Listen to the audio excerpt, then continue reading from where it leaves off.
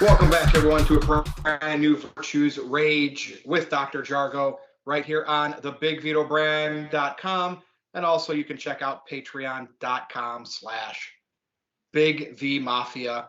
And we didn't do a sit down with Big Vito this week, so we got to get some shit in here on the Rage. What's up, Jargo? What's going on, man? How you feeling? We're just a couple days until the Rumble. Are you all pumped and full of excitement? More than normal, just because there's a Really? lot of variables in play this year. You got the Lesnar Lashley match, the Reigns Rollins match, and who are gonna win these two Royal Rumbles with names we've heard that could return. So if we get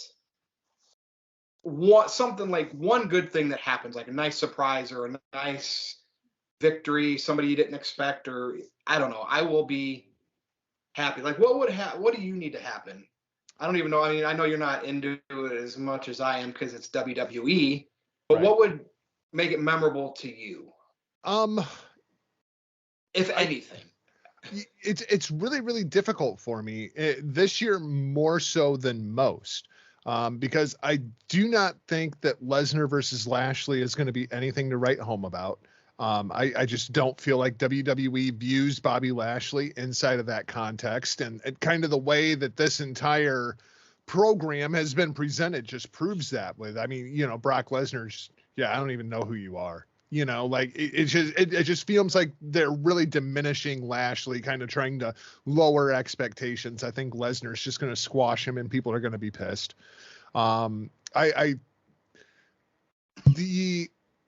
Rollins and Reigns match is probably the most interesting to me, because I feel like if Seth Rollins wins that match, Roman Reigns is going to win the Royal Rumble. Which almost has to. Like, what else could happen if he didn't? Because this year, more so than any other, like, I don't feel like there's any contenders.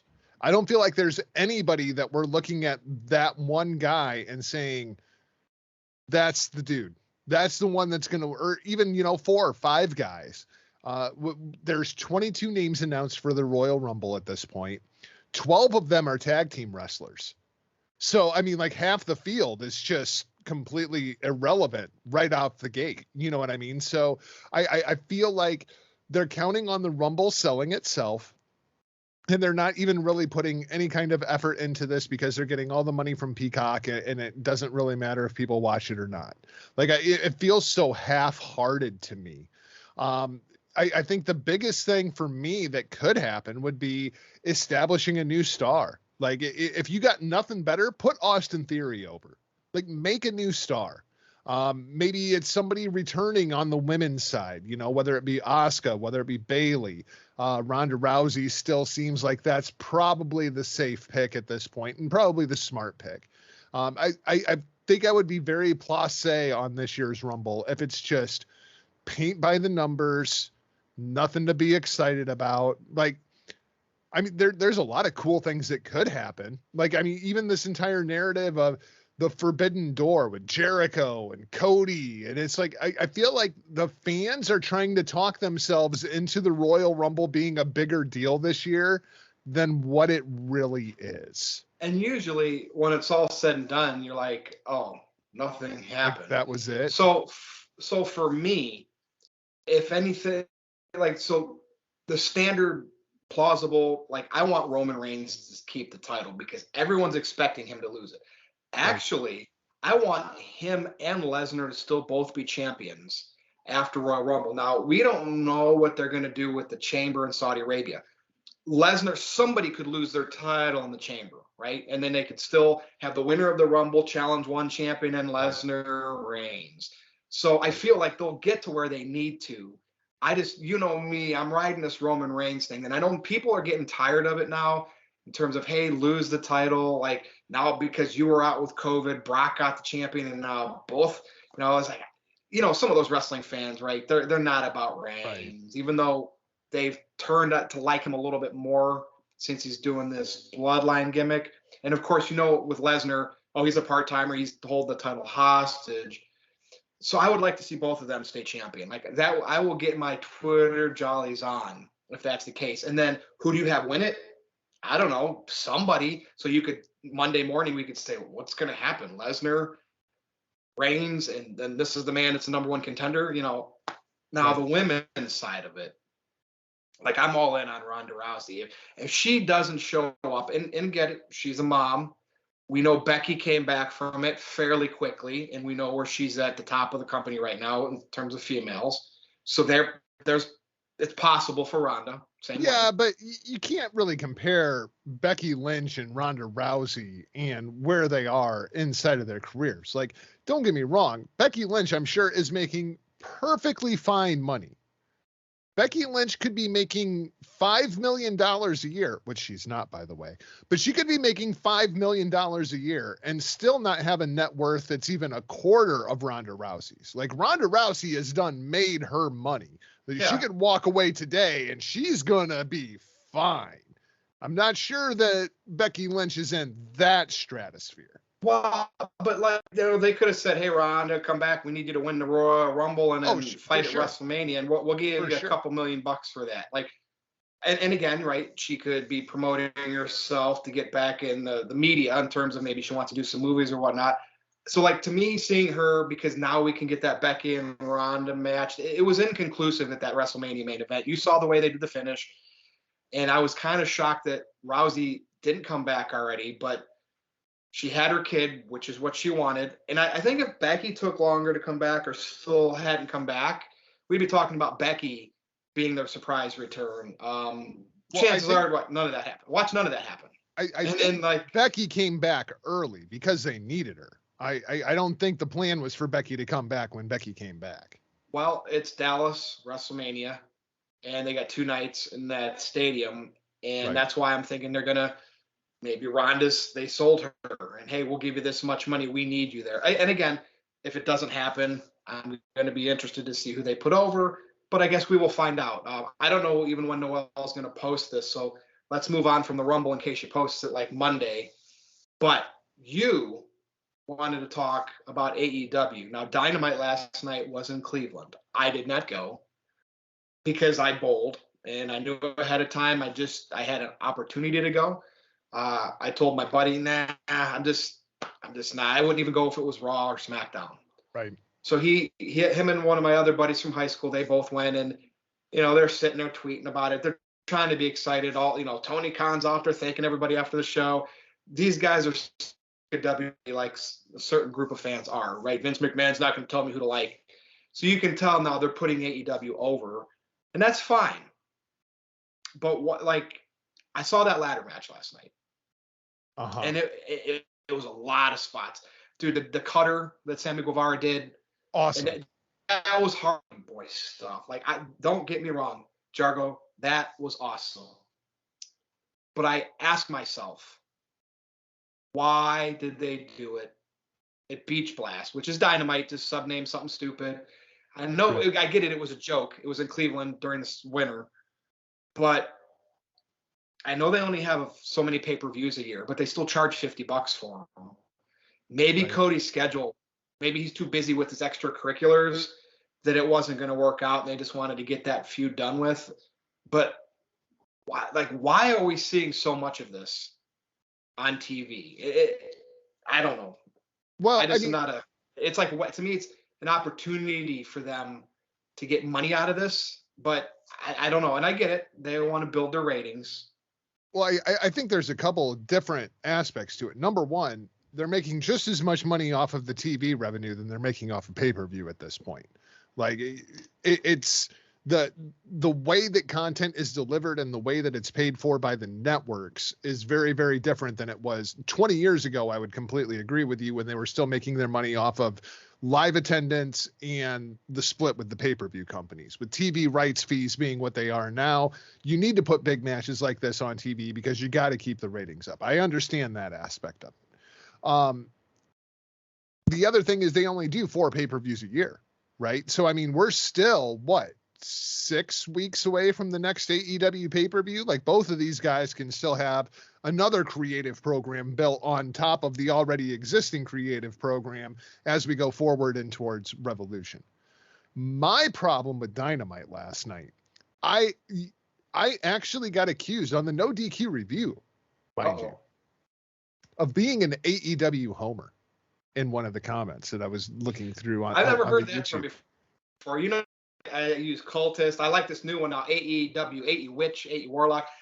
I'm just having fun with it. I'm not like I watch AEW. I wouldn't even be able to talk about AEW if I didn't watch it. But you know, the fans are just, and not all of them. Oh yeah. But carry on. I thought this show last night was awful. I thought it was just terrible from the opening bell until the finish of the night. I mean, like, I did not like the ladder match.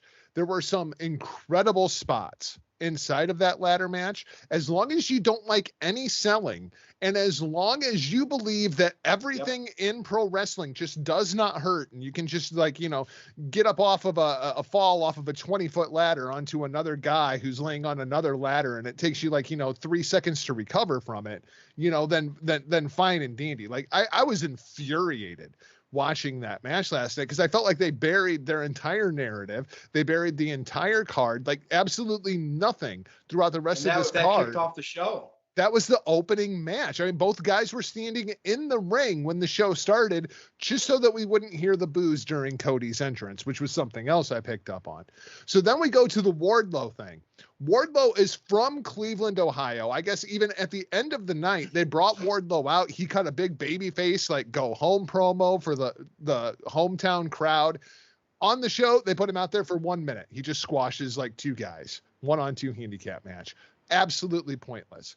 Danny Garcia in 2.0, I'm tired of seeing on my television. If Danny Garcia is going to be a big star, then book him like a big star, because right now he just sucks. He keeps getting these spots and he just keeps going out there and losing. I don't understand what's going on with Jericho, Santana, and Ortiz. I don't understand who is supposed to be the babyface coming out of this. Nobody wins. Nobody gets over. Then we have the Christian Jungle Boy and Luchasaurus with Matt Hardy and Private Party. Private Party now the #1 contenders for the tag team titles, even though I don't think I've seen them have a match in at least 6 months. Makes no sense. How are those rankings going again? Right? You have MJF gets the better of CM Punk in Cleveland, which is fine, but the match is next week in Chicago, and I feel like MJF has to win that match by some kind of hook or by crook. No pun intended to hook, but by some hook or by crook, MJF needs to win that match, leave CM Punk laying, but they did that last night in Cleveland, so now I feel like Punk is going to win it, and he absolutely does not need that win. Somewhere in there, you get a 1-minute video package with your champion, who's not even on the show. I mean, that's a problem. Layla Hirsch and Red Velvet, this is the #1 and #2 contenders to Britt Baker's women's championship. Are you freaking shitting me right now? That match was god awful. Malachi Black and Brody King, probably the highlight of the show. That went on for all of about 1.5 minutes. You got Britt Baker out there ripping on the Cleveland fans left and right, just getting cheap heat when people just want to cheer fucking Britt Baker. Doesn't make any kind of logical sense. And then you get to the main event, Adam Cole and Orange Cassidy, which is completely overshadowed by freaking Danhausen. Like, isn't that crazy? Now I like, oh man, and I like Danhausen. I thought this show was the shit, but it's chaos. And look, I have every intent to like AEW when I like certain things. But when I see what I see, and like Adam Cole, what happened to him? Is he just having a good time with his woman now, getting paid, drinking cocktails, and playing video games? Dude, something's disconnected with me from what he did in Undisputed Era and NXT. I figured it out last night because I was so insulted by it. Adam Cole's first feud when he came into All Elite Wrestling was against a guy named freaking Jungle Boy. And he's out there wrestling with a goddamn dinosaur. Right? Like, how seriously am I supposed to take this? Then he moves on to freaking Orange Cassidy and the Best Friends. Now it seems as though we're set up for an angle with Danhausen. Like, can we put somebody opposite of Adam Cole that's not a goddamn comedy figure and actually give him something to sink his teeth into? Like, when you look at where Adam Cole has been positioned inside of AEW, I understand it. because you've got guys like CM Punk, you got guys like Jericho, you got guys like Moxley. Even Kenny Omega is not a spring chicken at this point. He's like 38 years old. If you're going to make money with these guys, you got to do it now. And so that becomes your main event picture. Yep. Adam Cole's only 32 years old. There's a lot of time for Adam Cole, but we can't define Adam Cole down to nothing before you decide it's time to do something with it. And, you know, you have your MJF and Punk feud. You know, you have all your different feuds going on. And what's your main, I mean, what's the title feud? Is it still Bryan Danielson and Adam Page? No, it's Lance Archer and Hangman Page. See, exactly. And I feel like why aren't we getting that shoved down our throat? Or what, did I miss something? Yeah, I don't care if it's promos, beating somebody up backstage, doing some vignettes, whatever. But why is that just like an afterthought? Is the AEW world? I feel like they think the TNT Championship, which is weird now they're on TBS, is a bigger deal to them than the AEW World Title. Am I wrong? I don't have nearly as big of a problem with the TNT title on TBS as I do the TBS title on TNT, because I don't equate the TNT Championship to the network. I equate the TNT Championship to Dynamite.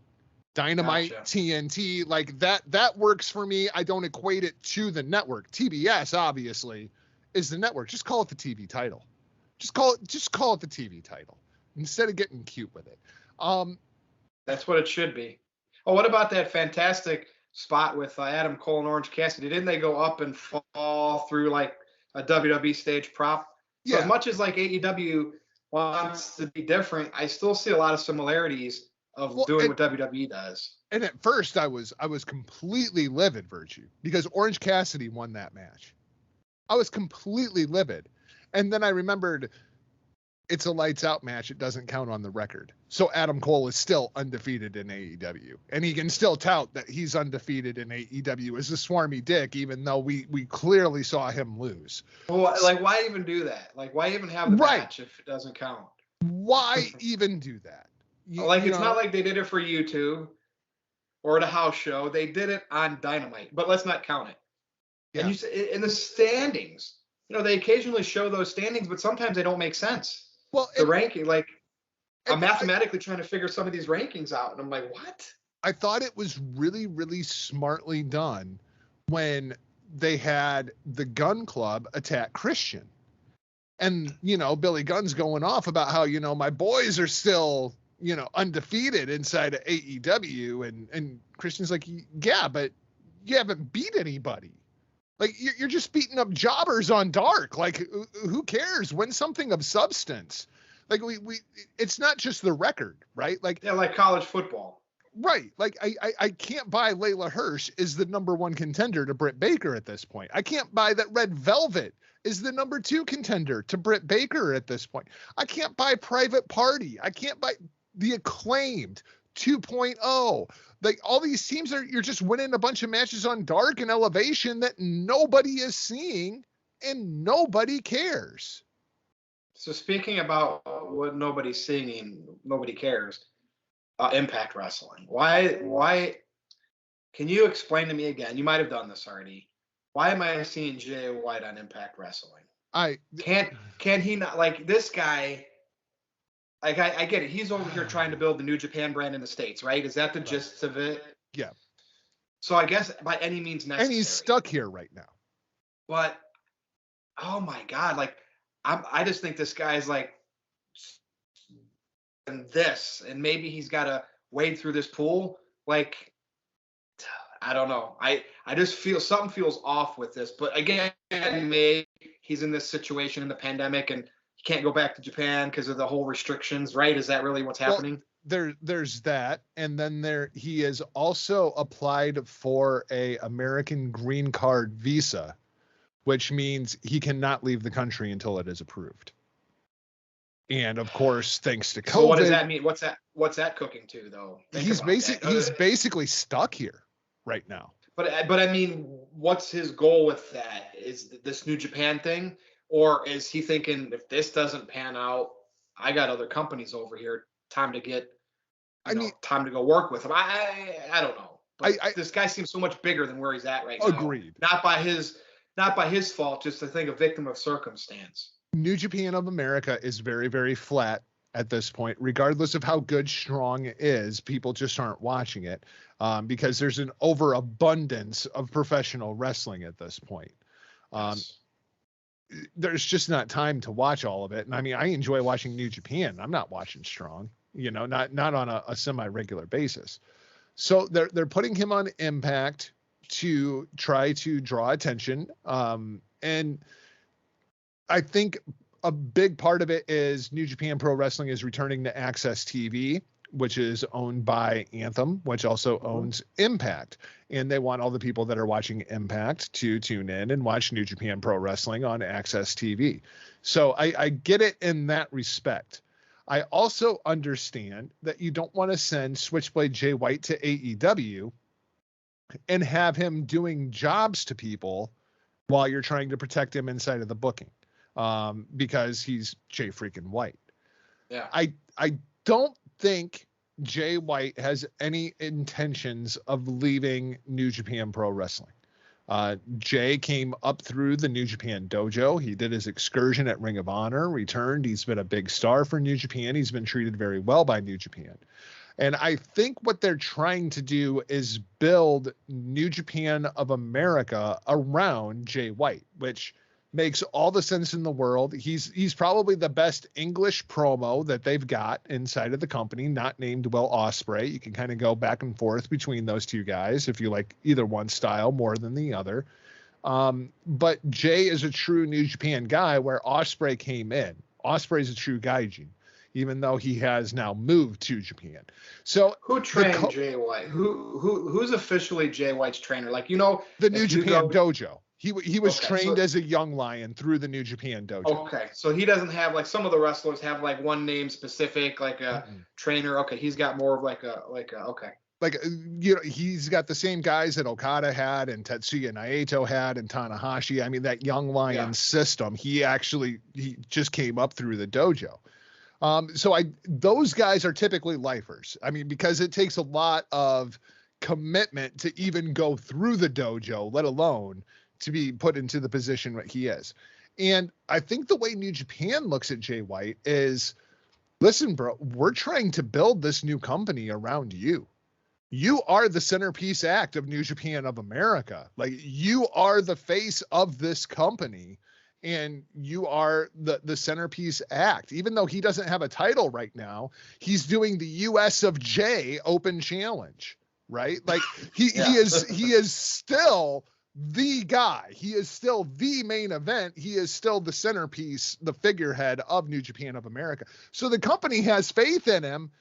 It's just not working because of business strategies and an incredibly oversaturated market. That's true. Like, there is so much wrestling, and it's hard to keep up with. I still got to go back and finish Wrestle Kingdom. Like, granted, I've been having fun with that app too, watching stuff from the 90s. So I'm a little guilty there. That's what's put me back.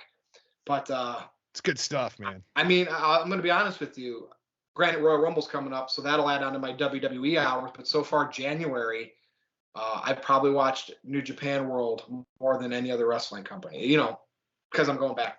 So there you go. I admitted it right here on Virtue page. I think the more New Japan that you watch too, you really start to see when a company like AEW comes along. And the thing that excited me was the sports-like presentation that they kept talking about. Mm-hmm. If you want a sports-like presentation inside of the world of professional wrestling, go watch New Japan. I mean, that is a sports-like presentation. You watch a New Japan show and it's just match. There's no talking. There's no BS. That's all done backstage in front of the media at, like just in front of press, like a real sport would be. Like after the game, Tom Brady at the podium telling you, all the cliches we can think of. And it's great. That's a sports-like presentation. AEW, and they'd have WWE light. They'd have angles once in a while, like when someone was leaving the Bullet Club. Absolutely. Or like when Jericho came in, they do stuff like that, but it was when necessary. that made Right. sense to build that feud. So that's it, man. What else you want to add here? We got to go do the review here. Yeah, I'm looking forward to the review. I'm looking forward to talking a bit more about that god awful ladder match. And it was so weird, man, because I hate the match, but man, there was some incredible spots in it. Like that cutter was one of the most beautiful things I think I've ever seen in pro wrestling. They play those spots to social media because they're going to get put on there in little GIFs or videos and clips. I feel like because what they won't show is Cody getting up 15 seconds later. Exactly. So like it is a completely different atmosphere watching the whole show from 8 to 10 my time versus watching those clips on the internet, like Aaron Rift retweeting that, and all you're thinking the whole show was electric like that. But then when you go back and watch it, I'm sitting there fast forwarding through a lot of it. Isn't that crazy? Yeah. But anyway, that's it. Any plugs? At Not Jargo on Twitter, social media, and lots of hopefully big announcements coming in soon. Cool. And I'm on Twitter at NoDQ_Virtue. Been a little volatile over there lately, but I'm having fun with AEW, some Jericho comments. So go over there and check me out. If I block you, it's just a little game I like to play to force you to email me or come join the review in the chat so you can talk to me there. But that's it for Dr. Jargo. I am Virtue. This has been Virtue's Rage right here on the BigVitoBrand.com. We will see you again next time.